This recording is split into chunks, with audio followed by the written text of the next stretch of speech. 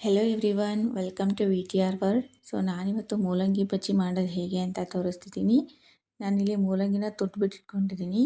ಕೊತ್ತಂಬರಿ ಸೊಪ್ಪು, ಹಸಿಮೆಣಸಿನ್ಕಾಯಿ, ಹುಣಸೆಹಣ್ಣಿನ ರಸ, ಕರಿಬೇವಿನ ಸೊಪ್ಪು, ಬೆಳ್ಳುಳ್ಳಿ, ಕಾಯಿ ತುರಿ, ಕಡಲೆಬೇಳೆನ 15 ನಿಮಿಷ ನೆನೆದಿಟ್ಕೊಂಡಿದ್ದೀನಿ.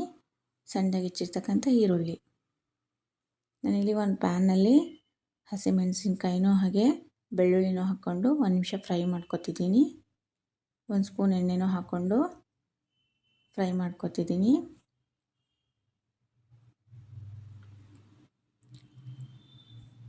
ಇದನ್ನ ನಾನು ಒಂದು ಜಾರ್ಗೆ ಟ್ರಾನ್ಸ್ಫರ್ ಮಾಡ್ಕೊತಿದ್ದೀನಿ.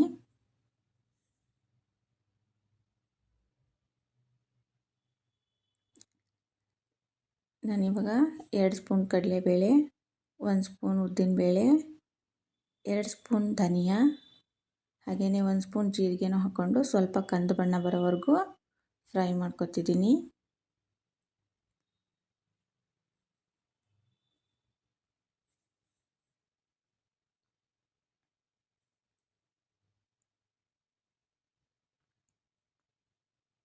ಇದು ನಾನು ಒಂದು ಜಾರ್ಗೆ ಟ್ರಾನ್ಸ್ಫರ್ ಮಾಡ್ಕೊತಿದ್ದೀನಿ.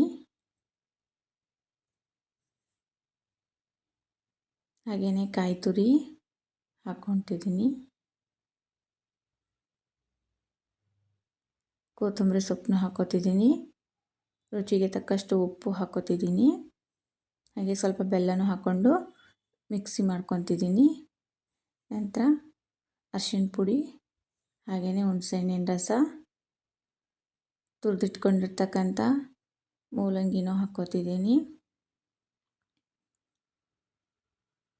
ಹಾಗೆಯೇ ಸ್ವಲ್ಪ ನೀರು, ಹಾಗೆಯೇ ಅರ್ಧ ಸ್ಪೂನ್ ಮಸಾಲೆ ಹಾಕ್ಕೊಂಡು ಗ್ರೈಂಡ್ ಮಾಡ್ಕೊಂಡಿದ್ದೀನಿ. ಇದನ್ನ ನಾನು ಒಂದು ಬೌಲ್ಗೆ ಟ್ರಾನ್ಸ್ಫರ್ ಮಾಡ್ಕೊತಿದ್ದೀನಿ.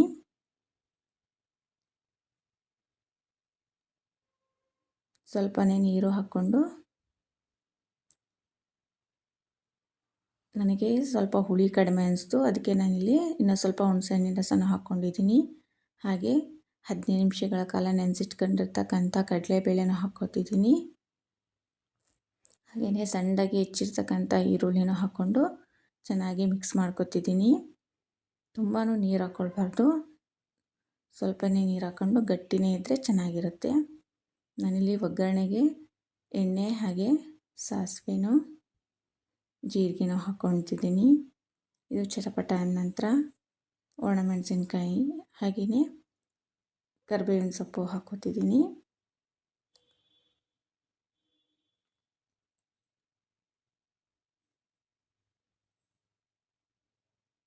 ಈ ಒಗ್ಗರಣೆನೂ ನಾನು ಬೌಲ್ಗೆ ಹಾಕ್ಕೊಂಡು ಚೆನ್ನಾಗಿ ಮಿಕ್ಸ್ ಮಾಡ್ಕೊತಿದ್ದೀನಿ. ತುಂಬಾ ಚೆನ್ನಾಗಿರುತ್ತೆ. ನಾವು ಅನ್ನಕ್ಕೆ, ಚಪಾತಿಗೆ, ರೊಟ್ಟಿಗೆ, ಮುದ್ದೆಗೂ ತಿನ್ಬೋದು.